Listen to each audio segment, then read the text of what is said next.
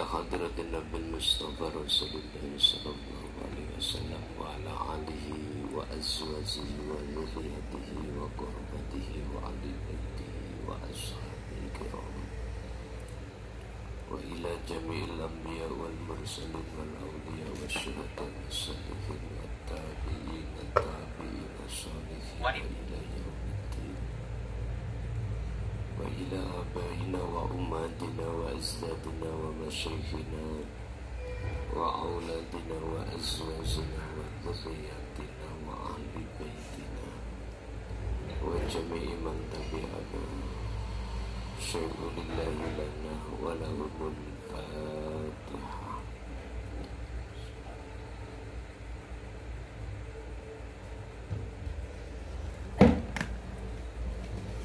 بسم الله الرحمن الرحيم.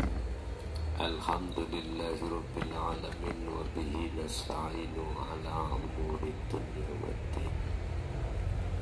أشهد أن لا إله إلا الله وأشهد أن محمدا عبده ورسوله.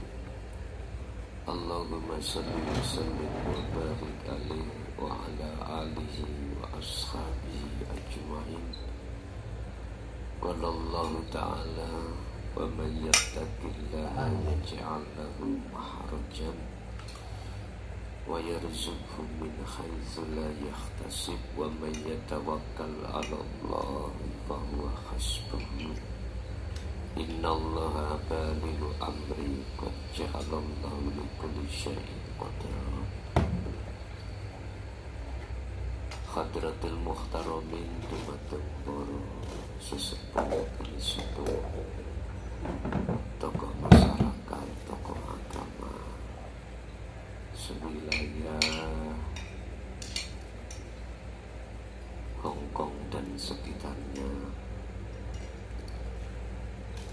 jamaah yang hadir di majelis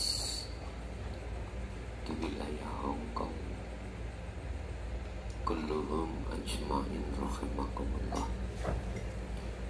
Puji syukur alhamdulillah kita panjatkan kehadiran Allah Subhanahu wa ta'ala,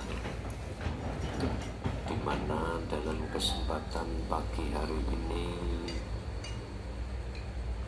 kita masih diberikan Allah satu anugerah yang tak terhingga. Di samping anugerah secara rohman, lebih-lebih secara rohim.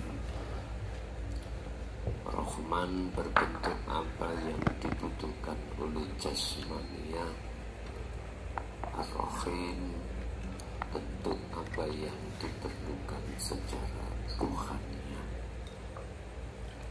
Termasuk dalam pagi hari ini kita diberikan anugerah yang berbentuk ar-rahim untuk mendekat dan bertemu Allah lewat ta'lim ta'alim yang pada pagi hari ini kita akan membahas bagaimana cara ar-rahman itu bisa sambung terhadap ar-rahim.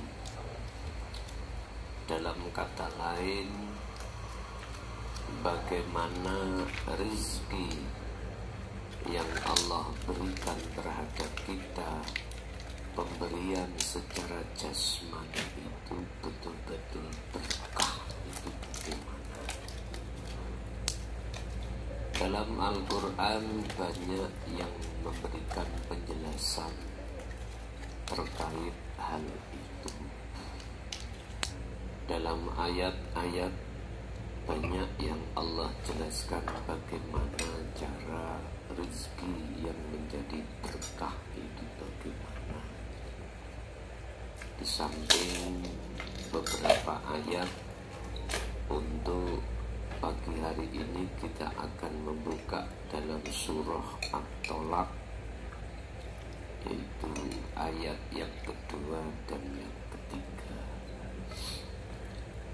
Itu salah satu rezeki yang mesti apa yang Allah berikan terhadap kita, rezeki Ar-Rahman itu menjadi rizki ar-rakhir, rizki yang bersifatkan jasmania, menjadi rizki yang berkah hati kita di mata Allah Subhanahu wa ta'ala. Bismillahirrahmanirrahim. Wa man lan utawi sapane wong iku yattaqi estu gelem jaga takwa sapa man Allah ing Gusti Allah. Barang siapa yang betul-betul menjaga takwa di mata Allah. Takwa di sini ada dua hal. Ada takwa secara jasmani yang sering kita dengarkan ketika saat si khotib itu mengatakan takwa sebagai wasiat yang menjadi sah daripada rukun khutbah. Beliau hanya sebatas menjelaskan tinggalkan semua larangan dan jalankan semua perintah. Itu bersifatkan fisik. Apa yang beliau sampaikan itu masih sebatas bersifatkan fisik. Ruhania, hati, kebanyakan belum tersentuh. Lah yang dimaksud di dalam surat At-Tolak yattaqi niki nggak cukup kita bertakwa secara fisik, bukan. Akan tetapi yattaqi ini lebih cenderung menjaga larangan dan menjalankan perintah itu secara rohaninya. Itulah yang disebut takwa. Menjaga larangan dan menjalankan perintah secara rohaninya itu ada tiga. Pertama, harus didasari dulu dengan ilmu. Yang dimaksud ilmu ini adalah satu kepahaman dari satu firman Tuhan, satu kefahaman, satu ilmu atau teori yang tahu teori ini muncul dari wahyu-wahyu Allah. Itulah yang sering saya katakan sebagai ilmu tauhid. Ini yang dimaksud ilmu. Kedua adalah amal. Amal itu adalah pembuktian, praktek, disebut kholwat atau uzlah. Falya'mal amalan sholihan, ini yang dimaksud dalam surat Al-Kahfi. Yang dimaksud sebagai amal adalah falya'mal amalan sholihan, perbuatan yang dilakukan oleh hati, perbuatan yang sholihan, yang bagus. Mana perbuatan ruhaniyah yang bagus? Dijelaskan dalam ayat lain berupa wa may yakfur bit-taghuti wa yu'min billah wa qala aidan ani ubudullaha wajtanibut taghut. Barang siapa yang hatinya meninggalkan iman-iman selain daripada Allah yang ahad, Tuhan yang ahad, maka wa yu'min billah, dia akan bisa bertemu terhadap Tuhan. Dia akan bisa menjadi kekasih Tuhan. Dia akan menjadi walinya Tuhan, kekasih Tuhan. Sehingga cirinya orang yang seperti ini selalu hatinya ani'budullah. Hati selalu condong segala apa yang muncul dan timbul dari seluruh makhluk, hatinya condong kepada Tuhannya. Sumber kedatangan apa yang muncul dan timbul tidak dari makhluk, tapi dari Tuhannya. Wazdanibut tauhid, dan dia akan tinggalkan perkara-perkara iman dari selain Allah, yaitu disebut tauhid atau makhluk. Ini yang disebut amal. Lalu yang ketiga adalah istiqomah. Artinya hal itu dilakukan terus menerus tanpa mengenal tempat dan waktu atau sikon. Jadi hati ini selalu berpikir sirul asr, terus melangkah ke depan, tidak mengenal tempat ataupun waktu. Barang siapa yang betul-betul takwa kepada Allah, yaj'al lahu, maka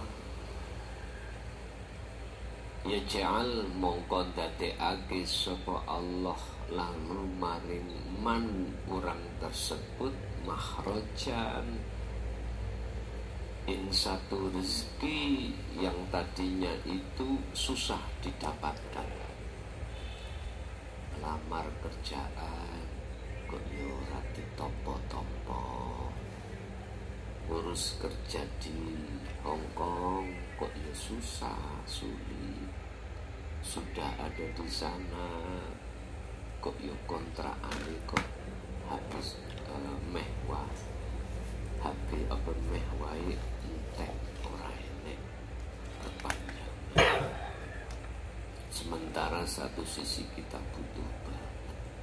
Nah, ini satu persoalan yang buntu.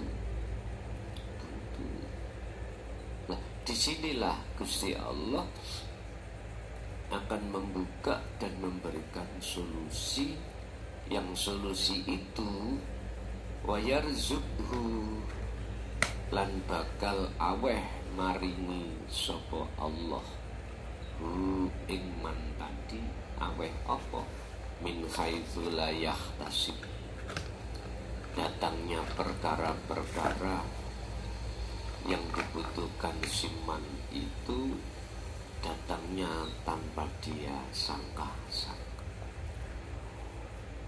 Allah akan membuka seluruh pintu rezekinya tanpa dia tahu arah datangnya, alias datangnya tidak disangka-sangka. Inilah yang dimaksud rezeki kang berkah itu, dikarenakan hatimu selalu bertakwa pada Allah. Jadi jenengan yang sudah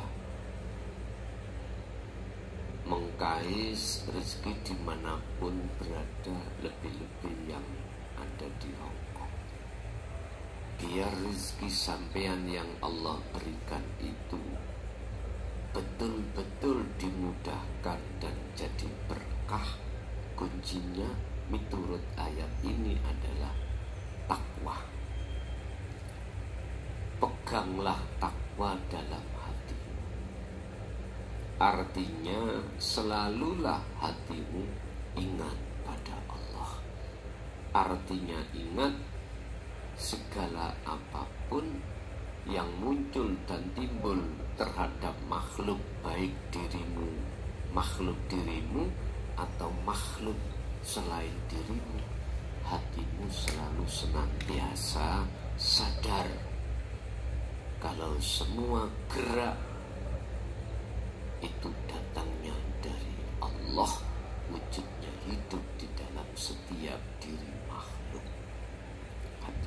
harus pegang terus itu. Sebab Allah sampun ngendika, "Ulkuruni al-kurku." Jikalau kau itu fadkuruni, jikalau kau itu betul-betul ingat padaku, kata Allah, ya al-kurku, mongko aku bakal ingat. Artinya, ketika hatimu sadar semua itu hanya karena Allah, bukan karena makhluk, walaupun sesuatu yang tidak kau kehendaki, alias takdir yang gak enak sekalipun, maka Allah akan ingat padamu. Artinya Allah akan menjaga kesadaran hatimu terhadapnya. Ini ya gak mudah, ini juga mudah, tergantung Anda selalu ingat pada Allah apa enggak. Kalau hatimu tidak selalu ingat pada Allah, ya sulit Anda mempraktekkan takwa ini. Tapi jikalau hatimu sering-sering teringat pada Allah, ya azkurku, Allah akan ingat padamu. Ingat di sini Allah menjaga hatimu dari kelalaian pada Tuhan. Ini maksudnya al-qurbu itu di situ. Sebab si A bisa ingat pada Allah itu karena anugerah Allah. Dan Allah memberikan anugerah itu karena memang Anda itu ngestoake, memperhatikan seruan Allah. Apa seruan Allah? Ingatlah selalu padaku. Ini. Terus hati Anda terasa nyaman, gak mudah khawatir, gak mudah gelisah. Itu juga karena anugerah dari Allah. Bukan semata-mata karena daya upaya dirimu untuk tekun istiqomah dzikir. Tidak. Anda gak punya daya upaya untuk menolak sesuatu yang bahaya, untuk melakukan sesuatu yang positif. Gak punya daya upaya atau kekuatan seperti itu, gak punya. Semua itu orientasinya berdasarkan anugerah dari Allah. Lah Gusti Allah memberikan anugerah terhadap si hamba ini. Alasannya cuma satu, sami'na wa atokna. Kau ngestokake selalu memperhatikan seruan Allah. Seruan Allah cuma satu, ingatlah padanya. Jangan kau ingat pada selainnya. Sembahlah padanya, jangan kau menyembah pada selainnya. Wa yarzuqhu min haitsu la yahtasib. Allah akan selalu memberikan apa yang dibutuhkan secara jasmani ataupun lebih-lebih secara rohani. Jasmani berarti sesuatu yang ada kaitannya dengan urusan-urusan dunia. Gampangane ngomong, jenengan kerja di rantauan negeri orang ini, Anda selalu dikasih kemudahan oleh Allah untuk mengkais, mencari rezeki. Dan ini juga berlaku bagi Anda yang mengkais, mencari rezeki di negeri sendiri. Sama satu. Kedua, Allah akan memberikan apa yang dibutuhkan secara rohaniah. Apa yang Allah berikan. Gampangnya, mudahnya Anda mendapatkan petunjuk hati, yaitu sebuah ilmu yang memahamkan rohaniahmu untuk selalu ingat pada Allah. Sehingga mudahnya dengan ini punya teman seiman. Asalnya itu dicuekin oleh teman yang lain tidak seiman, tapi Allah pasti akan mendatangkan teman yang seiman. Dengan begitu hati jenengan sering konsultasi, bicara-bicara walaupun hanya berdua, bertiga dan seterusnya. Allah mempermudah hal itu. Dan juga Allah mempermudah hatimu untuk menjaga zikir. Ini termasuk pemberian Allah. Wa may yatawakkal, nomor luru. Nomor dua, jikalau rizki yang Allah berikan terhadapmu, kau menginginkan menjadi rizki yang berkah. Yang nomor dua adalah wa may yatawakkal, wa man lan utawi sabane wong iku yatawakkal, pasrah pokoknya, pasrah sapa man alallahi ngati Gusti Allah. Segala persoalan apapun, manakala kau mau menyerahkan kepada Allah. Artinya menyerahkan itu gimana? Hatimu sudah tidak ada iman. Kalau persoalan apapun itu kau yang melakukan, walaupun secara dohir seakan-akan kamu. Contoh, jenengan punya ikhtiar usaha, itu tidak pernah hatimu itu merasa dirimu yang bisa melakukan. Jadi namanya pasrah itu gak boleh. Anda itu ikut campur ngurusi apa yang sudah kau serahkan pada orang lain.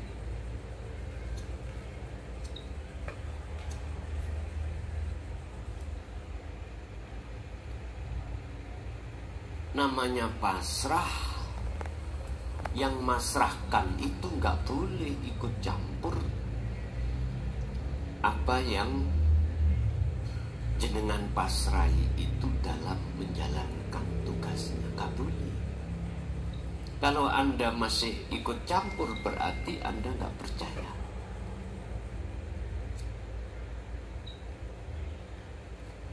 Gak percaya pada Allah. Kata Allah, jikalau kau tidak percaya padaku, cari Tuhan selain aku. Keluarlah dari dunia. Kau keluar dari dunia kemana? Nang planet. Ibu bisa nang planet. Jadi tawakal di sini adalah dalam hatimu sudah tidak lagi pernah mengakui segala apa persoalan di depanmu itu dirimu yang melakukan, walaupun secara fisik seolah-olah Anda yang melakukan. Hatimu tidak boleh ngaku munculnya menjalankan persoalan itu dari diri. Ini namanya tawakal. Tawakal pada siapa? Allah yang esa. Wujudnya Allah dalam dirimu hidup itu. Jadi makhluk gak boleh. dalam hatimu akan muncul keakuanmu yang melakukan ini nggak boleh. Itu namanya tawakal. Walaupun seakan-akan seperti dirimu yang melakukan. Ingat, Allah itu berlaku di setiap kahanan tempat apapun. Tidak ada ruangan sejarum pun tanpa Allah. Wujudnya dia nggak bisa. Bapak Ibu, yang menjadikan jenengan sumumpek, gelisah, khawatir, karena ngaku-ngaku kita yang melakukan. Mengapa demikian? Ini sudah jelas karena hati kita telah kena bisikan nafsu untuk ngakoni kalau kita yang melakukan. Inilah persoalan seseorang itu tidak bisa wusul-wusul di sini. Bundelan si salik nggak bisa wusul-wusul bertemu Allah, itu sebabnya di sini. Dzikir khalwat merasa dirinya, bisa munculnya dzikir dirinya.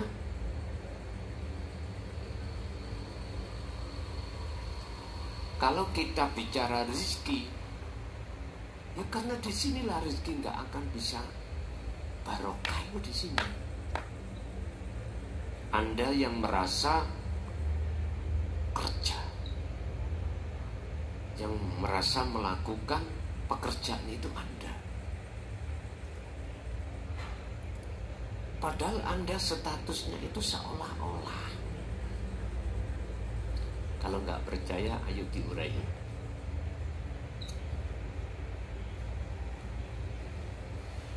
Dari satu ayat yang Allah katakan, wallahu tawi Gusti Allah iku khalaqakum, sing dadekake sapa Allah kum ing sira kabeh makhluk.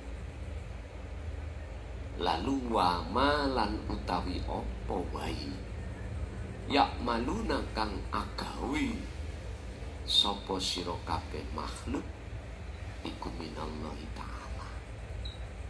Sumber sing agawi iku Allah. Coba Anda bisa sendiri enggak tanpa Allah hidup dalam diri Anda sehingga Anda bisa kerja? Tak bisa. Inilah ayat yang tidak bisa dibantah oleh siapapun, dan setinggi ilmu syariat apapun gak bisa bantah. Inilah al-haq, kebenaran yang tidak bisa diganggu gugat, kebenaran yang tidak bisa kau bantah dengan dalil apapun. Jikalau tanpa Allah dalam dirimu, bisakah Anda itu bernafas sendiri, melihat, mendengar, berucap sendiri dirimu? Padahal sifatmu sebagai makhluk jelas la haula wala quwata, tidak punya daya upaya kekuatan apapun untuk melakukan apapun dan menolak apapun. Ini ayat yang menjadi pukulan telak bagi kita yang masih bersikukuh dengan teori-teori yang mengatakan, tidak karena aku manusia gak menjadi sebaik ini, gak bisa. Ini menjadi pukulan telak kesadaran manusia yang selama ini dalam keadaan tersesat hatinya di jalan nafsu. Sedikit aja hati Anda sadar, tanpa Allah dalam dirimu, bisakah Anda bernafas? Bisakah Anda bekerja? Bisakah Anda gerak? atau di luar dirimu makhluk. Coba ngenen bertafakurlah dengan hati yang polos, dengan hati yang bersih. Coba kalimah ini benar enggak? Hatimu enggak akan bisa bohong. Kebenaran ini tidak bisa Anda tolak. Enggak bisa. Enggak bisa. Apapun pekerjaan yang terjadi pada diri kita itu sebetulnya seolah-olah kita yang melakukan. Makanya Kanjeng Nabi dawuh tentang ihsan, anta budallaha ka'annaka taroh. Orang yang disebut makrifat pada Allah itu seakan-akan. Siman tadi bisa melihat Allah, itu seakan-akan. Si hamba bisa melihat wujudnya Allah. Artinya sebetulnya yang melihat Allah wujudnya itu Allah sendiri. Tidak jauh berbeda dengan gerakan tadi. Fa'ilam takun, apabila kau tidak bisa melihat wujudnya Allah seakan-akan, maka minimal kau selalu merasa dilihat Allah. Bentuk kalau Anda selalu dilihat Allah, jenengan merasa gerak Anda digerakkan Allah. Ini ada dua, ada yang menggerakkan, ada yang digerakkan. Anda masih memandang makhluk diri Anda. Anda juga memandang wujudnya Allah hidup yang menggerakkan. Bapak Ibu hadirin jamaah rahimakumullah. Barang siapa yang hatinya mendudukkan di zona ini namanya tawakal, pasrah. Maka fahuwa mongko khali utawi Allah iku hasbuhu, fahuwa mongko utawi Allah iku hasbuhu, bakal nyukupi sapa Allahu iman. Jikalau Anda betul-betul tawakal kepada Allah, hidup pada dirimu, sehingga hatimu sudah tidak lagi mengakui munculnya perkara itu dari dirimu, tapi dari Tuhanmu, maka fahuwa hasbuhu. Allah mencukupi apa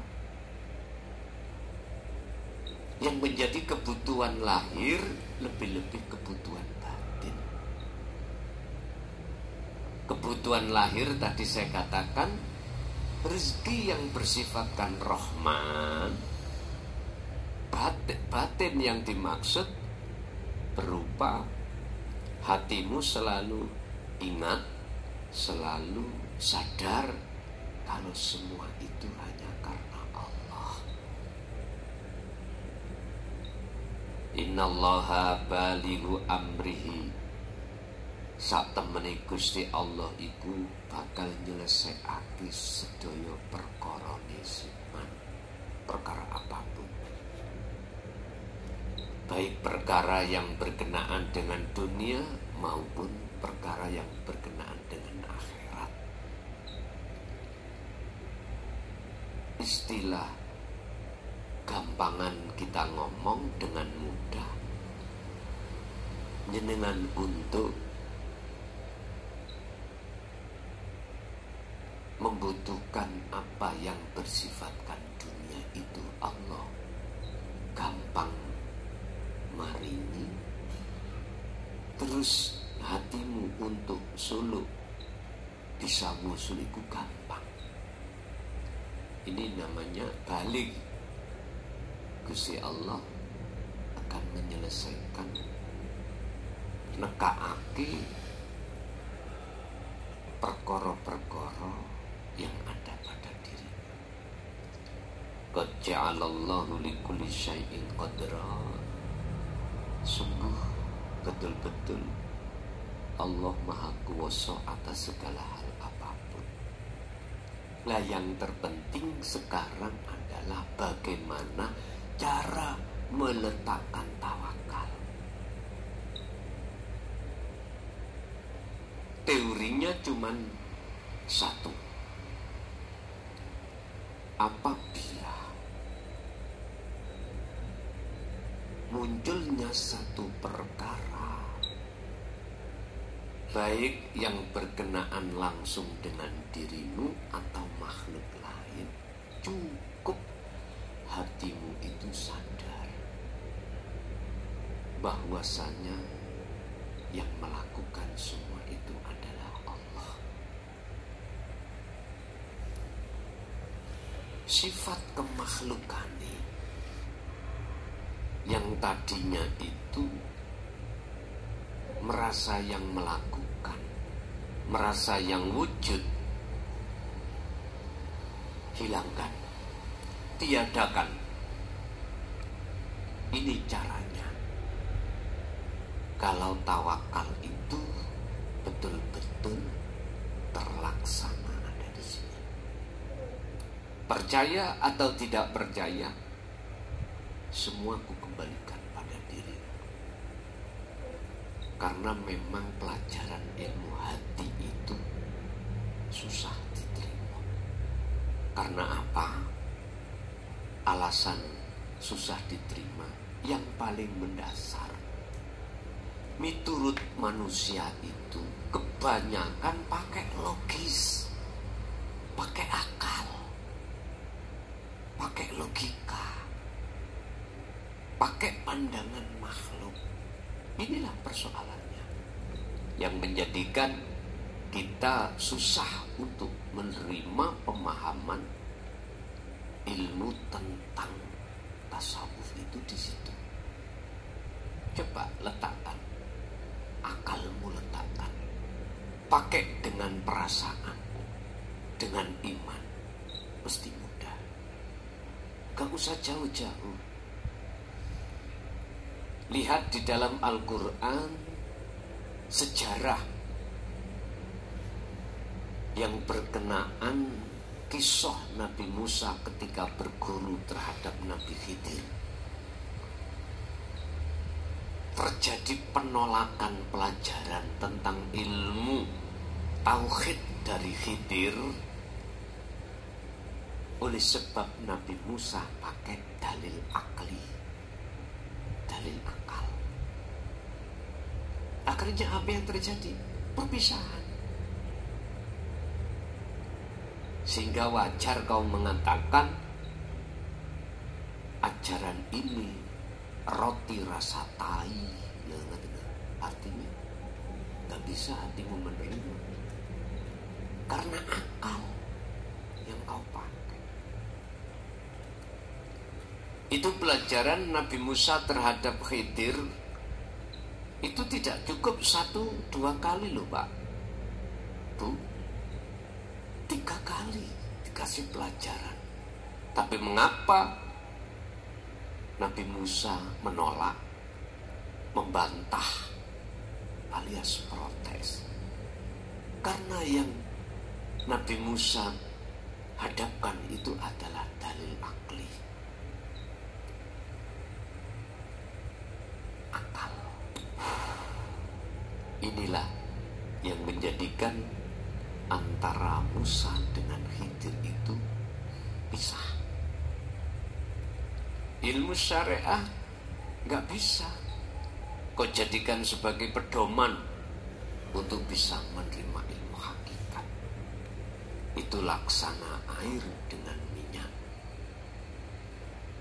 Gak bisa. Harus kau taruh dulu teori-teori akal ini, harus kau taruh.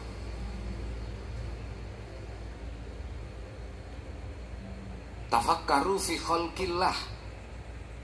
Janganlah kau pikir. Pikirlah, mohon maaf, pikirlah atas apa yang sudah Allah ciptakan. Berarti makhluk. Urusan makhluk memang bisa pakai akal, kayak mikir. Tapi wala tafakkaru fi dzatillah. Urusan zatnya Allah jangan kau tangkap dengan akal. Gak mampu. Jelas beda lah Pak, antara khalik dengan makhluk. Bagaimana bisa makhluk itu bisa menerima khalik? Bagaimana bisa ilmu hakikat kau terima dengan ilmu syariah? Mesti menolak. Mesti menolak. Apa alasannya? Hanya satu. Akal memandang semua dari makhluk. Faktanya realita makhluk. Hakikat hati memandang aslinya Allah. Contoh, dengan kerja. Secara syariat akal benar yang kerja Anda, karena Anda melihat makhluknya. Coba sedikit aja hatimu itu memandang siapa sang yang berperan di balik itu semuanya. Akal nggak mampu untuk memandang Allah. Hati yang mampu. Jiwa inilah yang mampu untuk memandang. Ini kalau jiwa tidak terhalang oleh nafsunya baru bisa. Kalau selama terhalang, masih terhalang, maka gak akan pernah bisa. Makanya dalam Al-Quran itu ada dua golongan hati manusia. Ada hati yang dikunci oleh Allah, artinya hati yang mati, hati yang terhalang oleh sesuatu. Ada hati manusia disebut hati yang bikol bin salim, hati yang sudah bebas, hati yang selamat. Ada dua hati manusia dalam Al-Quran. Allah sebutkan khatamallahu ala qulubihim, hati yang terkunci, hati yang terbuka, hatinya hati yang hidup disebut hati yang sudah bebas, selamat dari penghalang-penghalang, qalbin salim. Itulah golongan-golongan orang-orang yang sudah tawakal dengan sungguh-sungguh. Bapak Ibu, kesimpulannya, jikalau apa yang Anda cari secara fisik yang berkenaan tentang kebutuhan dohir, baik yang ada di negeri sendiri, lebih-lebih jauh dari keluarga, di negeri orang, biar betul-betul berkah. Berkah itu hati terasa merasa cukup. Satu, lewat jalan takwa tadi. Kedua, lewat jalan tawakal. Ini kuncinya, Bapak Ibu. Jikalau kita emang betul-betul menginginkan anugerah yang Allah berikan itu tidak hanya secara fisik, dohir, badan, akan tetapi juga anugerah secara rohani. Oke, untuk season berikutnya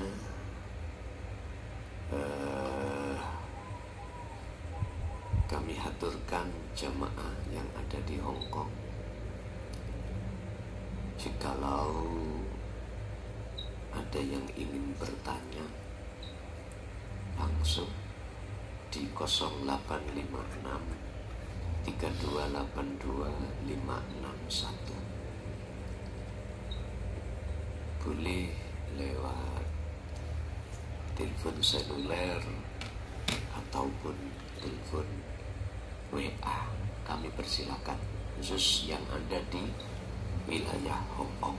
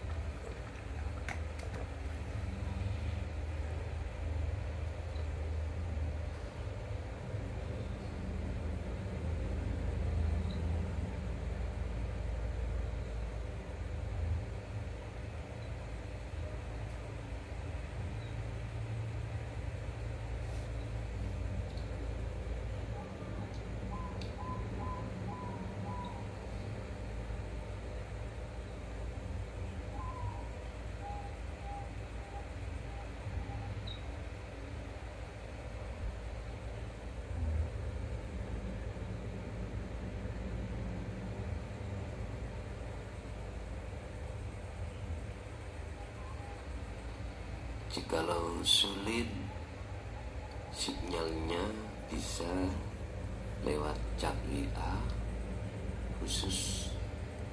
Oh iya, ya bisa kami terima. Assalamualaikum.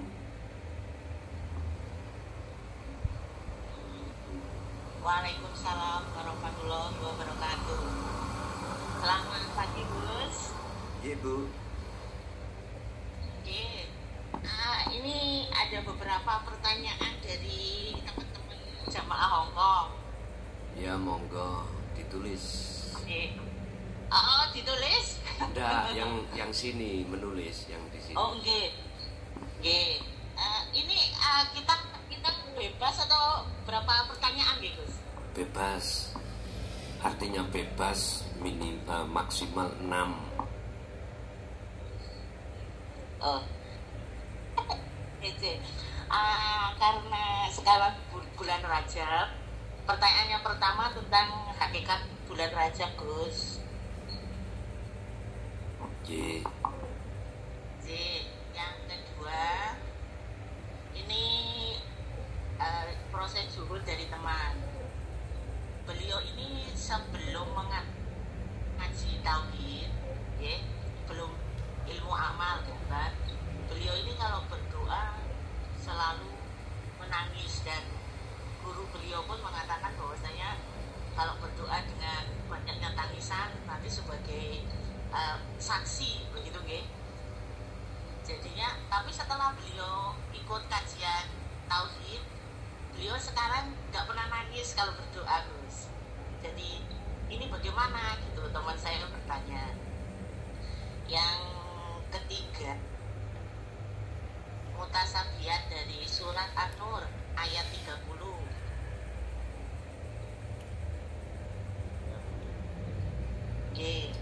Yang katakanlah kepada laki-laki yang beriman, hendaklah mereka menundukkan pandangannya dan memelihara kemaluannya. Demikian itu lebih suci bagi mereka. Sesungguhnya Allah Maha teliti terhadap apa yang mereka berbuat.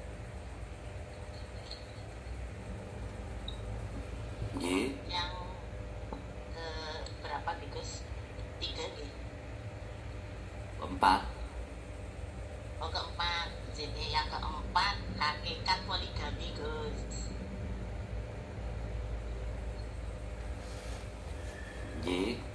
Terus yang kelima, begini, Gus. Ini terjadi mungkin sekarang ini, deh. Karena sekarang kan banyak terjadi seperti cuaca yang tidak bisa diprediksi, seperti hujan terus menerus, banjir, terus ada badai atau topan, ada kebakaran, ada tsunami, atau ada gempa bumi. Saya pernah mendengar bahwasanya bila mana bila mana para hamba sudah tidak mendengarkan seruan Allah, Allah akan menurunkan malaikat-malaikatnya. Nah, yang jadi pertanyaan, apakah angin, air, tanah, udara adalah malaikat, Gus?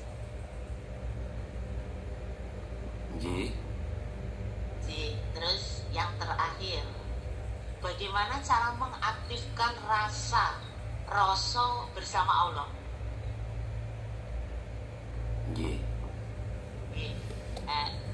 Apa sudah cukup ya, Gus?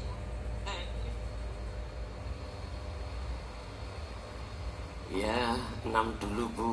Nanti kalau masih ada waktu yang memungkinkan bisa kita lanjut. Oke, ya sekian dulu deh Gus G. Terima kasih, mohon maaf lahir batin. Assalamualaikum warahmatullahi wabarakatuh. Waalaikumsalam warahmatullahi wabarakatuh. Ibu yang ada di Hong Kong terutama telah memberikan satu pertanyaan sebanyak 6. Yang pertama, hakikatnya bulan Rajab. Rajab niki bulan di mana kita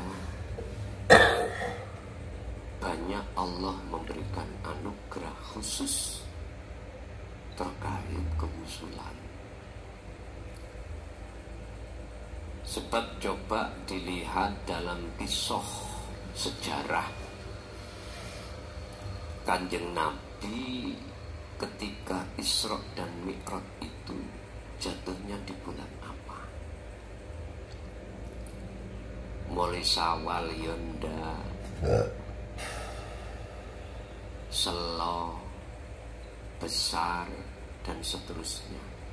Ternyata bulan yang menceritakan tentang perjalanan baginda Rasul untuk menghadap pada Allah itu di bulan Rajab.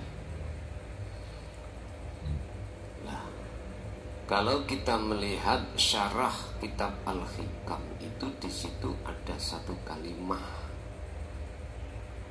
yang menurut kami perlu diuraikan. Apa kalimat?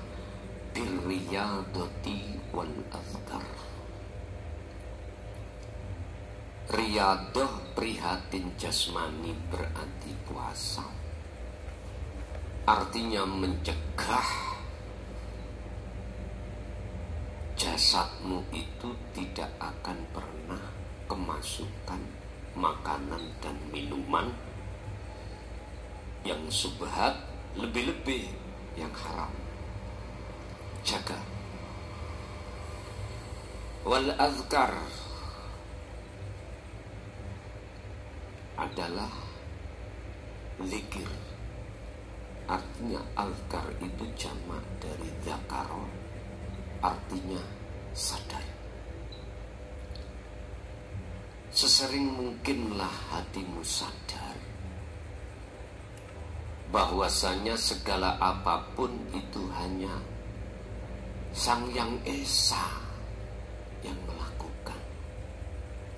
Ini maksudnya al-azkar. Bahasa syariat yo poso, sasi Rejab, satu sisi hatimu lakukanlah meditasi atau uzlah dalam rangka wabtagu ilaihil wasilah, dalam rangka kau mendekat menuju dan bertemu Allah. Tapi berhubung cara ajaran untuk kembali mendekat dan bertemu itu kita tolak, ya akhirnya ya tidak pernah dikatakan zikir atau sadar, nggak pernah. Ya musproai. Jadi hakikatnya sasi bulan Rajab itu adalah bulan di mana Allah membuka pintu selebar-lebarnya kewusulan pada Allah. Pun satu. Nomor dua, terkait surat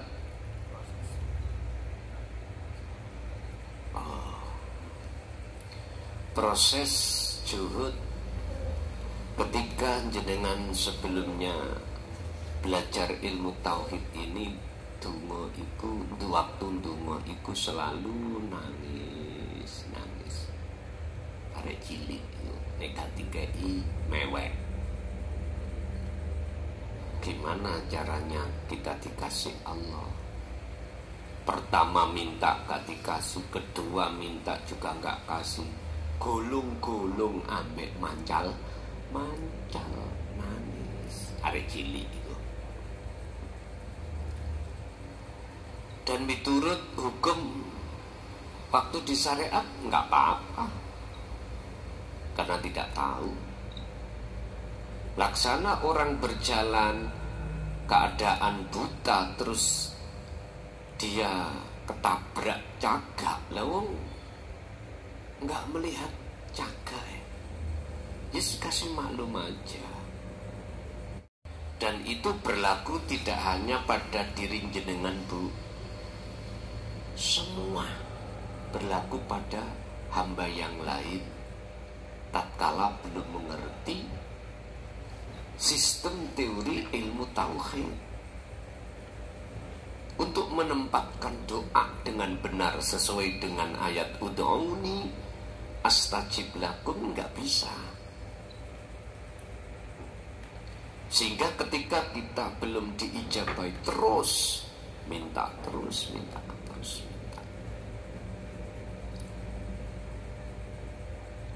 Bapak Ibu, logikanya gini loh. Misalkan Anda punya orang tua, Anda punya keinginan.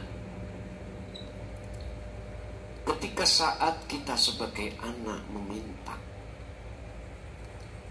sesuatu pada orang tua, dan orang tua atas pertimbangan yang matang demi kebaikan kita sebagai anak, gak dikasih. Kita umur 2 atau 3 tahun minta dibelikan sepeda motor, atau kalau zaman sekarang sepeda listrik, karena melihat teman-temannya itu berangkat sekolah kemanapun bermain pakai sepeda listrik.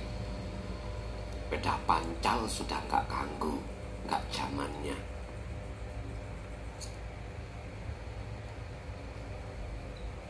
Jangan minta sama orang tua, dan orang tua tidak membelikan. Apa yang terjadi? Kekecewaan. Sekarang gak dipinta, gak dikasih, besok mesti minta lagi. Besok. Kita sebagai anak tidak mengerti pertimbangan orang tua.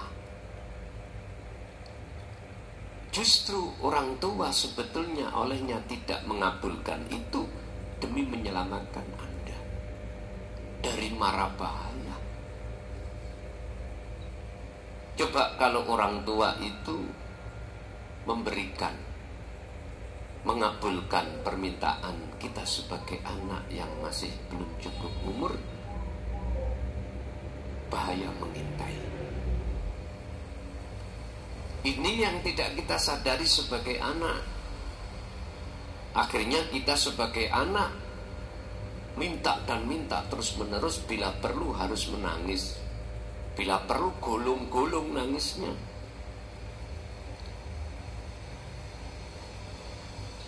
Bapak Ibu, itu tidak jauh berbeda kita ketika saat meminta kepada Allah dengan dasar ud'uni astajib lakum, oleh karena tidak mengerti maksud ayat ini.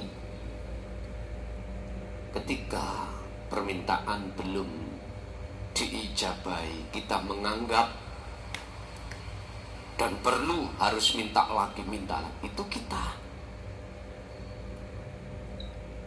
Padahal hitung-hitungan Allah terhadap kita, jikalau itu nanti dikasihkan maka bahaya, karena belum waktunya. Itu kita salah paham.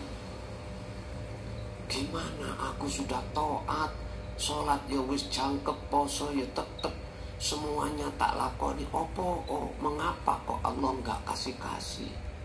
Ini yang kita nggak sadar, akhirnya maitu alias mencaci Allah yang kita tidak terasa. Padahal hitung-hitungan Allah kalau itu dipaksakan justru akan menghijabi hatimu pada Allah. Bahaya, belum waktunya. Otomatis dengan kecewa dan nangis. Tapi mengapa ketika saat saya sudah mengenal dan belajar ilmu tauhid, di situ ketika berdoa ke engkau nggak menangis? Otomatis jawabannya karena Anda sadar sudah. Apa hitung-hitungan Allah dengan hitungan Anda sudah jauh berbeda. Lebih baik tidak diberikan karena belum waktunya, daripada dikasihkan akhirnya hati kita lenggono. Lenggono itu ikhlas, ridho. Akhirnya takut, minta-minta lagi. Karena apa yang mau kita minta Allah sudah siapkan, tinggal nunggu waktu aja. Yang waktu itu tidak membahayakan hatimu pada Allah. Dan inilah orang-orang syariat yang tidak menyadari. Akhirnya kecewa, ujung-ujungnya itu.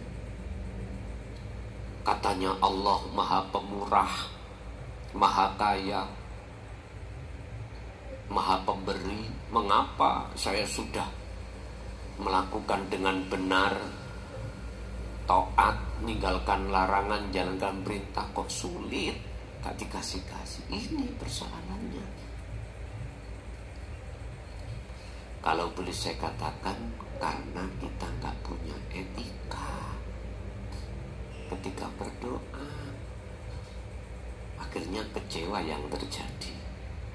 Berhubung sekarang sudah punya etika, maka Anda gak menangis.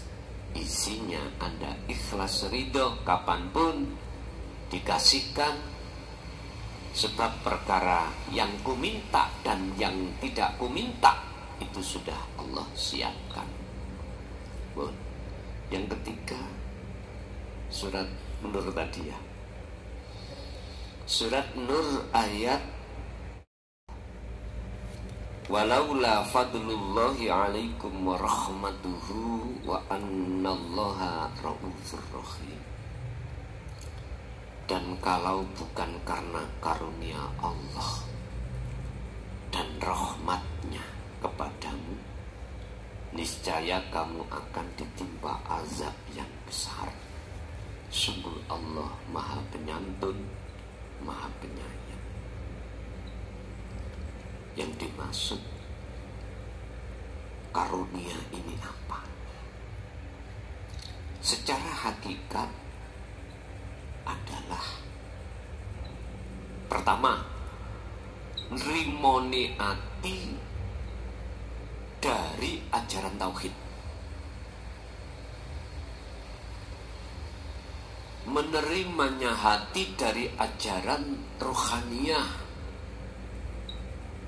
Sebab tidak semua orang hatinya mau untuk menerima ini. Karena apa? Kebanyakan manusia memakai akal, realita. Sehingga dalam ayat lain tentang hal ini Allah sampaikan wallatina kafaru bi ayatihi wa liqa'i. Dan orang-orang yang ingkar terhadap ajaran tauhid ini waliko ihilan, otomatis dia nggak mau bertemu Allah. sukanya bertemu selain Allah. Akal itu ngoten, Pak. Siapapun kita sebagai manusia, jikalau hatimu terkuasai oleh nafsu lewat akal, mesti sukanya hati itu bersukaria pada kehidupan dunia. Siapapun kita pasti. Anugerah yang pertama. Anugerah yang kedua atau karunia yang kedua berbentuk dikersakake hatimu bisa laku kholwat pikir. Anugerah yang ketiga dikersakake dirimu bertemu Allah. Ini anugerah yang mulia, dan ini lebih besar harganya daripada anugerah yang bersifatkan Ar-Rahman. Apa? Ar-Rahman ya wis, anugerah sandang pangan papan, rezekimu apapun urusan dunia mewah. Istilah lain, lebih besar anugerah hatimu bertemu Allah daripada dunia dan seisinya jadi intan milik kamu sendiri. Masih mulia, masih mulia. Besar anugerah bertemu Allah. Mengapa demikian? Karena anugerah yang bersifatkan duniawiyah ini, yang mewah, ini sifatnya gak kekal. Kalau bertemu Allah, ruhannya inilah yang kekal. Dan kalau bukan karena karunia Allah dan rahmatnya kepadamu, niscaya kamu akan ditimpa azab. Yang ditimpa azab itu adalah hati jiwa. Berbentuk mana? Gelisai, susai, rasa ketakutane, jikalau dirimu dipisahkan Allah dengan urusan kemewahan dunia.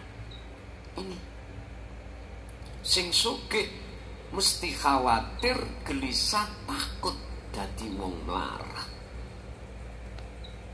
Sing punya pangkat sama, takut kehilangan pangkat.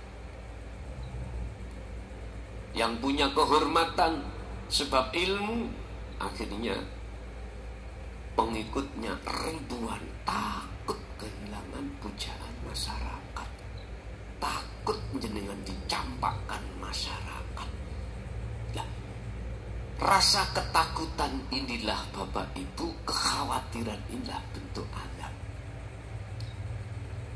Azabnya hati beda dengan hati seseorang yang sudah betul-betul sudah mancep hakikati takwa dan hakikati tawakal. Beda. Karena beliau punya prinsip bahwasannya yang melakukan Allah, yang memiliki semua adalah Allah. Oleh karena dia selalu hatinya berkomunikasi terhadap Tuhannya lewat zikir, itulah akhirnya tidak mudah dia itu la khaufun alaihim walahum yahzanun. Tidak mudah muncul rasa takut, khawatir dan gelisah. Sungguh Allah Maha Penyantun, Maha Penyayang. Artinya ketika saat jenengan ikut dalam posisi diadab hatinya, bentuk Allah itu maha welas. Didatangkanlah utusannya untuk membawa ajaran ini supaya jenengan sadar, alias Allah masih menunggu kesadaranmu, ketobatanmu. Tapi di situ ada beberapa kelompok. Pertama, kelompok ada yang sadar. Ada kelompok yang tidak sadar. Ketika ajaran ini disampaikan dua kelompok, manhadallah, ada orang yang mengambilnya sebagai hidayah. Ada orang yang kelompok kedua bersikukuh dalam kesesatannya dari nafsu. Inilah maksud daripada surah An-Nur ayat 20. Yang keempat, hakikat poligami. Dari sisi lugat, mendua. Cintamu itu tidak hanya mendua, tidak hanya mentiga, mengempat, bahkan banyak. Pada Tuhan yang Ahad, pada Allah yang Esa itu banyak. Intinya, kebanyakan hati manusia itu beriman kepada Allah kawin.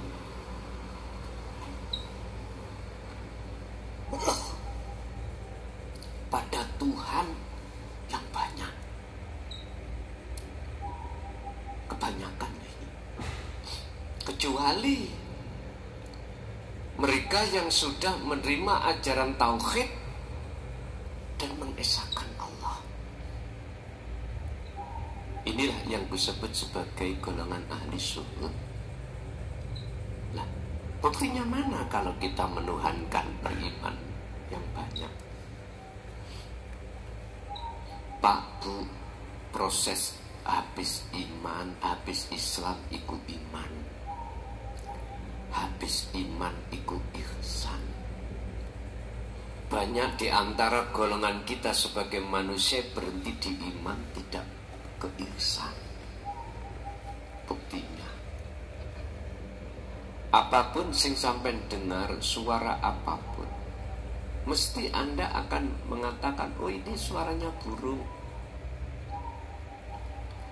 oh ini suaranya si A, si B, si C.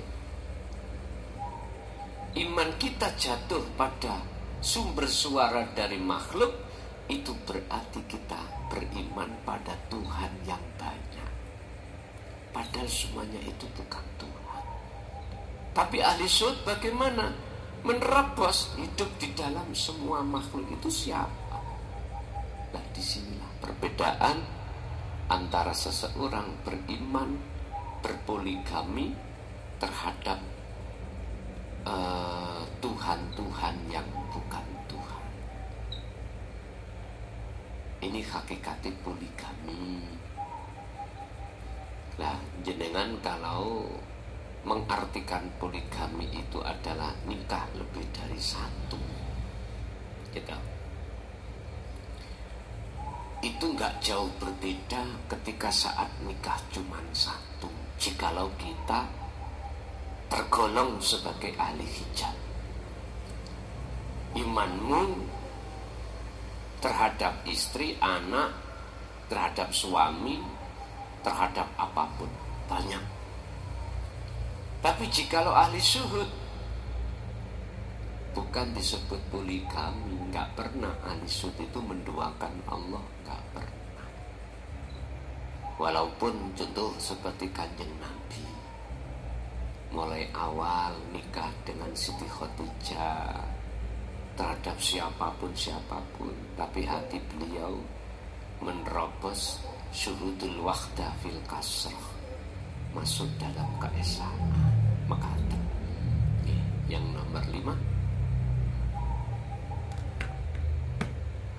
apakah angin, udara, air itu malaikat?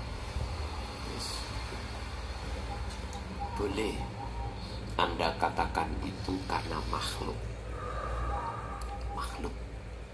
Mengapa disebut udara, angin, air itu Anda sebut sebagai malaikat? Karena penolong. Anda memandang secara makhluknya. Coba kalau nggak ada angin, bisa apa Anda? Kalau nggak ada air, bisa apa Anda? Di situ emang apa? Nggak ada. Udara, angin, air, apa? Udara, angin, air. Udara sampai angin lah padha itu. Tapi menurut petunjuk tentang ilmu tauhid, Anda jangan memandang makhluknya. Pandanglah uripe hidupe. Siapa di belakang itu semuanya? Bapak Ibu, kalau boleh saya katakan, baik angin ataupun air, di situ ada syafaat Allah. Allah meletakkan syafaatnya terhadap angin dan air, sehingga seakan-akan kedua makhluk ini bisa memberikan manfaat. Padahal sesungguhnya yang bisa memberikan manfaat hanyalah Allahnya saja, yang esa gitu. Nah sekarang tergantung Anda memandangnya kemana, makhluk apa ke kholiknya. Ke kholiknya boleh, ke makhluknya boleh Anda mengatakan itu malaikat, karena makhluk. Kalau Anda memandang kholiknya, jelas itu bukan. Tergantung kita memandanglah. Lanjut. Cara menghubungkan rasa kepada Allah. Gini Bu, apa sih rasa itu? Iman. Iman yang benar, yang disebut sebagai ihsan. Ini kalau orang Jawa mengatakan telengiati. Rasa itu dijadikan ruh bersemayam. Jadi roh itu berdiri di atas rasa. Rasa itu nggak bisa bohong, Pak. Kalau bahasa dohir, kau meminum kopi ya mesti pahit, kau meminum gula ya mesti manis, dan itu tidak bisa bohong. Artinya iman yang sudah ihsan, yang sudah benar, nggak pernah bohong. Cara untuk menyambungkan rasa terhadap Allah itu bagaimana? Anda harus memfungsikan dzikir sirul asrar. Sebab di dalam rasa itu ada cahaya. Di dalam cahaya itu ada wujudnya Allah disebut hidup. Bisanya ini sambung, maka Anda harus terus mendawamkan atau mendikirkan fungsi dzikir sirul asrar. Barulah di situ nanti akan Allah nyalakan nur makrifat itu, cahaya itu. Setelah cahaya ini Allah nyalakan, maka hilanglah kegelapan dan nyatalah wujudnya Allah. Dan ini tidak bisa lepas dari tali antara ruh dengan Allah. Inilah yang disebut sebagai wasilah khusus, tali khusus antara ruh dengan Allah. Berarti harus selalu mendawamkan dzikir sirul asrar. Bapak Ibu, oleh karena waktunya sudah tidak memungkinkan kita teruskan. Di sini sudah manjing duhur. Untuk yang di sana di Hongkong, kami ucapkan beribu-ribu terima kasih atas segala atensinya. Dari awal sampai akhir, apa yang sudah Allah berikan pengetahuan ilmu sebagai cahaya hati menuju cahaya yang sebenarnya, menjadi ilmu yang bermanfaat bagi kita dan seluruh umat. Lahumul Fatihah.